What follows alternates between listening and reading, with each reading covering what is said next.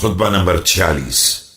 آپ علیہ السلام کا ارشاد گرامی: جب شام کی طرف جانے کا ارادہ فرمایا اور اس دعا کو رکاب میں پاؤں رکھتے ہوئے ورد زبان فرمایا: بسم اللہ الرحمن الرحیم۔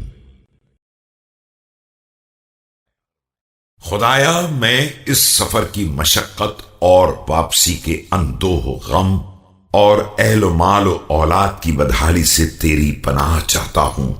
تو ہی سفر کا ساتھی ہے اور گھر کا نگراں ہے کہ یہ دونوں کام تیرے علاوہ کوئی دوسرا نہیں کر سکتا ہے کہ جسے گھر میں چھوڑ دیا جائے وہ سفر میں کام نہیں آتا ہے، اور جسے سفر میں ساتھ لے لیا جائے وہ گھر کی نگرانی نہیں کر سکتا۔